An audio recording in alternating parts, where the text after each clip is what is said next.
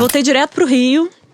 Aí na semana que eu voltei, eu reuni umas amigas, a gente tava num bar.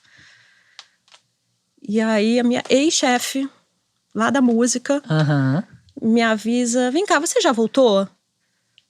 Eu falei, não só voltei, como estou aqui no Leblon tomando uma caipirinha. Maravilhosa. Ela falou assim, jura? Eu falei, juro. Ela, então fecha a conta, vem aqui no Teatro Leblon, porque eu estou com a Ana Cristina Reis, que é editora do Caderno Ela, do Globo, e ela tá procurando alguém e eu pensei em você. Aí eu fechei minha conta. E vem pro teatro. Atravessei a rua, fui pro teatro, fui apresentada a Ana Cristina Reis. Nós marcamos uma conversa pro dia seguinte. E aí eu comecei a trabalhar no Caderno Ela, do Jornal Globo, e isso foi em 2011. E desde então... Foi o começo do Caderno Ela. O meu começo foi esse no Caderno Ela. O Caderno Ela, ele foi criado em 1964. Por um homem? Era assim, o Globo tinha um caderno feminino, que foi criado, se eu não estou enganada, nos anos 30, que era, o que você pode imaginar, anos 30, Claro. caderno feminino, né? Receita de bolo, Sim. como educar seus filhos e tudo mais. Ele é encerrado, se eu não estou enganada, em 1961. E em 1964 é criado o Caderno Ela. A capa era uma mulher com um tailleur Chanel, se eu não estou enganada. E tinha um texto do Roberto Marinho na capa, dizendo que o Globo estava criando aquele caderno para tratar dos temas da mulher moderna, porque naquele momento a mulher estava mudando o seu lugar na sociedade, né? Obviamente, nos seus muitos anos, o Caderno Ela não fez exatamente isso, né? Como a maior parte das instituições não fazem, elas são muito lentas em reconhecer as mudanças na sociedade, né? Mas já tinha ali uma conversa sobre mercado de trabalho, sobre pílula e tudo mais. Quando eu cheguei em 2011, já se falava sobre tudo. Já, né? era uma proposta mesmo de dar Era uma proposta. revolucionada maior. Revolucionada, eu acho que é uma palavra forte. Mas eu sempre tive liberdade para fazer as minhas matérias ali sobre a sua liberdade. com a minha editora. Né? Que, assim, comprava brigas. Agora, não era um caderno feminista. Era um caderno feminino. Sim. Portanto, as estruturas de opressão estavam ali. Sim. Né? E sim, a moda é uma estrutura de opressão. Sim, a indústria de cosméticos é uma estrutura de opressão. Né? Sim, falar de decoração, falar de comida, né? Também pode ser formas de opressão. Isso tudo estava ali. Eu navegava. Né?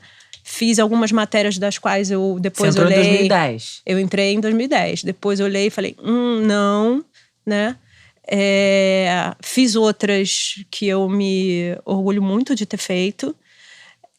Mas sempre navegando e sabendo que aquilo ali não era uma publicação feminista. Era uma publicação feminina dessas que a grande imprensa criou desde o século XIX para ser o que eu chamo de...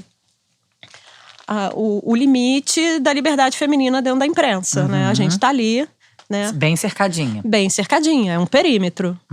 Daqui vocês não passam. A gente demorou muito para chegar na política, na economia. Você passou esse perímetro. Né? Agora, eu fui feliz. Sim. Porque eu trabalhava também numa equipe que só tinha mulheres, era uma espécie de matriarcado. Né? Essa minha chefe era um uma ambiente mulher... feminino já é uma outra coisa, né? Outra coisa. Eu hoje, às vezes, encontro com alguns colegas dessa época, ainda estão no jornal, e a gente, de fato, criou uma ligação. E uma coisa que a gente pensa, quando a gente fala dessa época, é que como a gente tinha essa chefe mulher, ela era uma melhor gestora de pessoas. Porque quando você vira um editor... Você deixa de ser só alguém que está preocupado com o conteúdo, mas você tem que gerir uma equipe, né? E que diferença faz quando você é mulher e você tem uma chefe mulher? O que não quer dizer que você não tem embates com essa chefia, né? Você vai ter... Nada é generalizado. Óbvio que tem mulheres que são péssimas e que tem um homem tem mulheres que são péssimas, né, Damares? Pode ser legal. Mas, com certeza… Com certeza. São líderes melhores, sabem lidar melhor com essa gestão de pessoas, em geral. Em geral, né? Sabem. E eu fiquei lá como repórter, acho que 2 anos, até que a editora assistente foi demitida e ela me chamou para essa vaga. Eu fui, virei editora assistente. Foi um aprendizado virar gestora, né? E em 2015, ela foi levada para a revista dominical e eu virei editora do Ela. E aí eu comecei a dar uma virada dentro do meu perímetro de liberdade, né? E foi 2015, você entende? 2015 é um ano, é o grande ano da revolução no Brasil, né? A gente sempre fica... Eu brigo muito por isso, tá? A gente fica muito levando em conta o 2017 do Me Too, que aconteceu nos Estados Unidos, quando, na verdade, a primavera das mulheres no Brasil é 2015, né? E a vanguarda do movimento feminista no mundo está na América Latina. Sim. E foi em 2015, esse ano da primavera feminista, as mulheres na Cinelândia, fazendo uma manifestação gigantesca contra o Eduardo Cunha. Me lembro. Né? Eu estava aquela lá. Música do Caetano. Eita! E aí as coisas começaram a mudar, né? Mas também nem sempre foram fáceis. Assim, a gente fez uma capa com a Alcione, que era um desejo da nossa antiga coordenadora de moda e ela nunca tinha conseguido. A gente fez. E quando eu fiz, eu fui chamada e levei uma bronca. Qual era a bronca? Que a Alcione não é uma personagem pro Caderno Ela. Nossa, é racismo, machismo... Gordofobia. É tipo... Várias coisas ao mesmo tempo, né? Várias coisas ao mesmo tempo. E aí...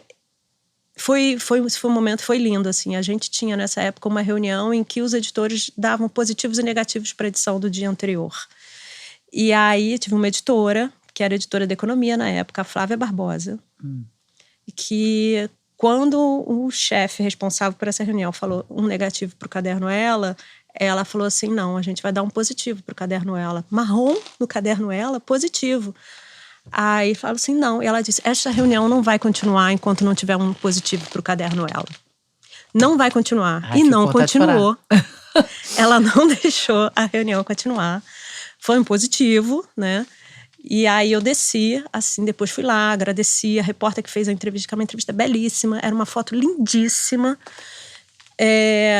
A gente foi lá falar com ela e tudo mais, mas mesmo assim, no fim do dia, eu fui chamada pelo anterior diretor de redação. E aí eu virei pra ele e falei assim, você leu?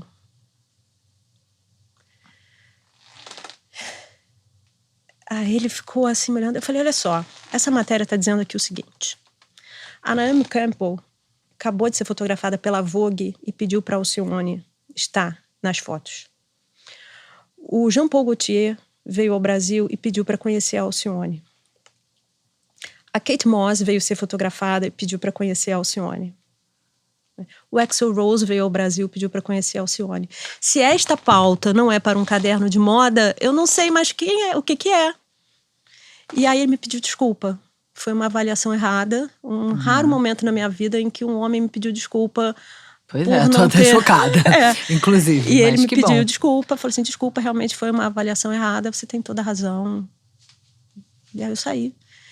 E fui. E a partir daí, eu entendi que eu tinha que marcar essas posições. Né? Então, muito pouco tempo depois, eu fiz uma capa. E que você tinha essa habilidade, né? Essa habilidade, né? É uma habilidade específica de transitar nesse espaço tão hostil. Sim. E peitando, mas ir com seu…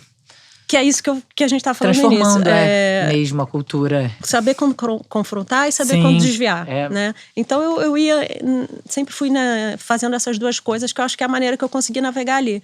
Mas eu entendi naquela hora que essa posição, ali onde eu cheguei, eu não podia retroceder. Sim. Sabe? E aí, semanas depois, a gente fez uma capa, e aí fui eu que fiz questão de fazer a entrevista com a Roxane Gay, que é uma feminista americana. Ela tinha acabado de lançar no Brasil o Má Feminista, que é um dos primeiros, acho que é o primeiro livro dela, né? Meio autobiográfico, contando a experiência dela. Ela é uma intelectual americana, preta, gorda, mais gorda que a Alcione. Né? E alguém que bota dedo na ferida. E aí eu fiquei feliz porque fiz a capa e ela foi elogiada. E aí já foi essa mudança de 2015, né? Muito. Que nós fizemos mulheres a partir das ruas, né? Aí a capa foi elogiada por essa personagem. E as mulheres começaram a me dar feedback. Amei a Roxane, eu não conhecia, amei. Eu falei, cara… Mulheres o quê? Da rua, da vida? Mulheres na rua, Aham. leitoras que escreveram pro jornal, Sim. sabe? E aí… Aí o jornal entendeu que tem mulheres que consomem o jornal. Não, e entender, porque eu acho que isso foi difícil, inclusive, para muitas mulheres, que a gente estava vivendo naquele momento uma transformação social. Né? Que tinha uma nova geração de mulheres que foi quem nos levou às ruas, né? Assim, eu vou a toda passeata feminista possível e reconheço que tem mulheres de diferentes gerações, né? Sim. Aquelas que Muitas carregam, que inclusive, o cartaz. Eu não acredito que ainda estou aqui protestando sobre isso, isso, né? Que é maravilhoso, mas que tem uma nova geração que quer se informar, né? Mas que está colocando em pauta um outro modelo de mulher. E nós precisamos ouvi-las e fazer com que elas se sintam representadas. Senta direito, garota.